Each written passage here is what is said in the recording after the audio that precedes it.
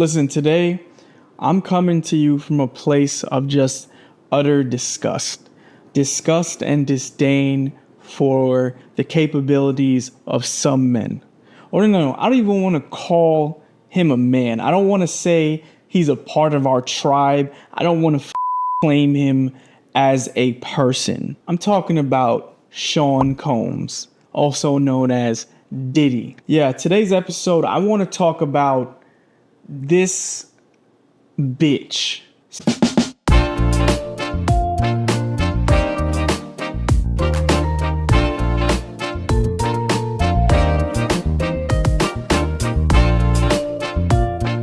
Seriously, did y'all see the video? I know you saw the video. It's been everywhere. And I had the displeasure of watching those 10 to 12 seconds on Instagram of a young woman who is just completely trying to get away and be safe. Just get punched and kicked by somebody that calls himself a man, a protector, a father, a brother, and a son. Now I think about being a son because that's where it hits home because I think about my mom and how she raised me and how I would feel if someone was beating on my mom the way Cassie was beaten on. And it really hit me, you know? I didn't want to just come here today and talk about dating. I want to talk about the impact of what domestic abuse can do to a woman. And unfortunately, I've seen it, what a woman can go through afterwards of being changed, because that's what it does to you. A man crosses that line, a man that you look to as your protector, someone who is your comfort space, who provides you that security, but then they cross that line that you can't just come back from, that line that you no longer look at them as your savior, as your protector, as your leader, as your man. You now look at this person as a representation of fear. And you think about what women go through after those traumatic situations. Like, how does that change her life after going through something like that and trying to go back out there and cultivate a connection, a healthy connection with another man? And that's the premise of today's episode. It's not just to talk about Diddy, but I want to talk about how domestic abuse can completely change a woman's life when cultivating a new relationship, because we're all just prisoners of our own trauma in some way. I know I am.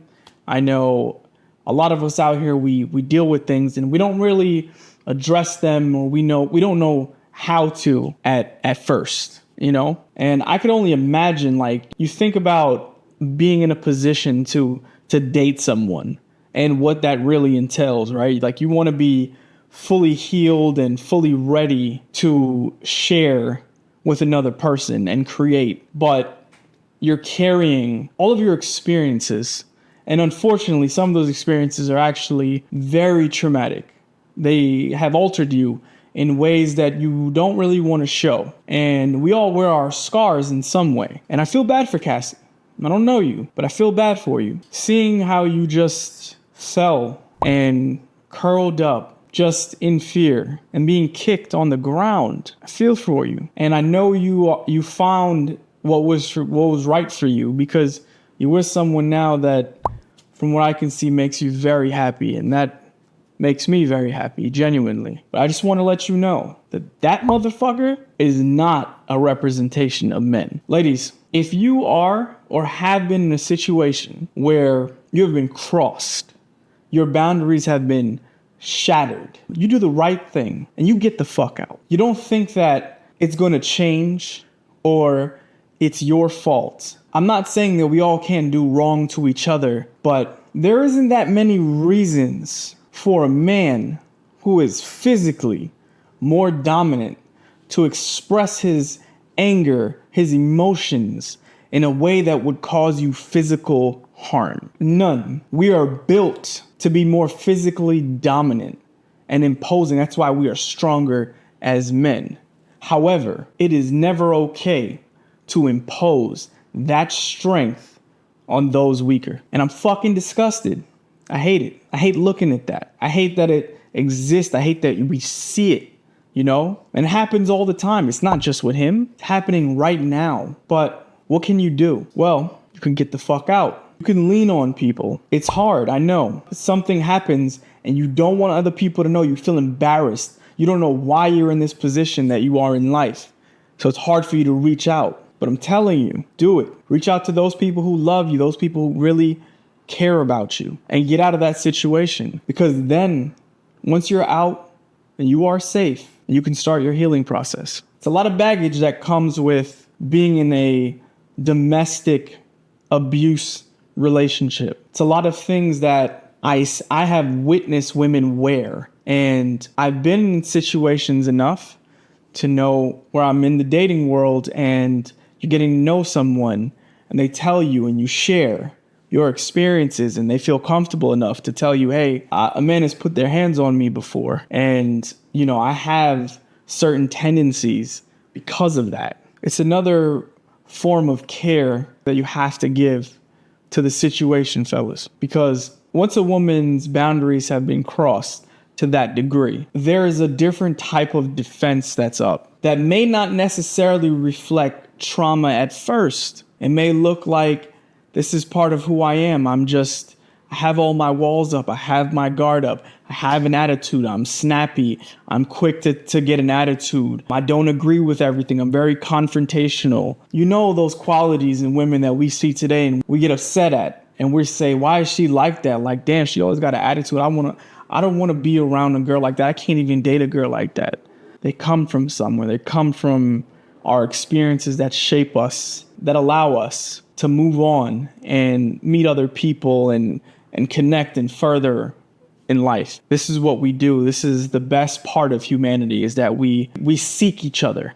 You seek someone in your life. And upon seeking them, you get to a place where you begin to evaluate and appreciate. And I have deep appreciation for women who have gone through their traumas and overcame them and didn't let it become them. Because ladies, that's key. You don't let those traumas become you, and it's a lot easier said than done, I know. But that is a fact. You do not let it become you. And you see clearly, look what happens when you're able to just conquer those demons, those scars. You find what you really want and deserve on the other end. Just like Cassie. Look at her. Happy, smiling, in love. Just talks so much about how she appreciates and loves her new husband, and great for them. You got people like this. They lie.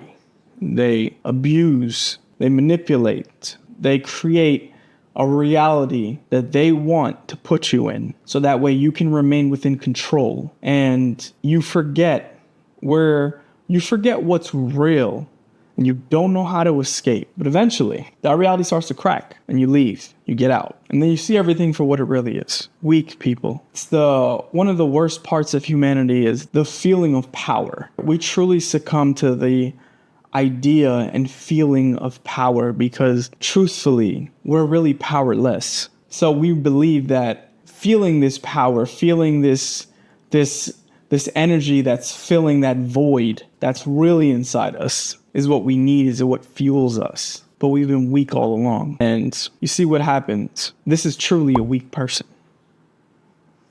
That's all it is. You get online to say you're sorry, and we're going to just believe in your new sorry. Are you sorry? Are you really sorry? Or are you just sorry that we see who you are, who you really are? Or you've got kids, you've got daughters. You know what it is for your daughters to see their dad beating on a woman? Think about that. Really think about that. Not just your daughters. You got sons, men that you're supposed to raise and teach them foundation and what boundaries are and where to cross and not to cross. And look what you did to your children. It's a rough, deep cut. What are you suffering from, brother?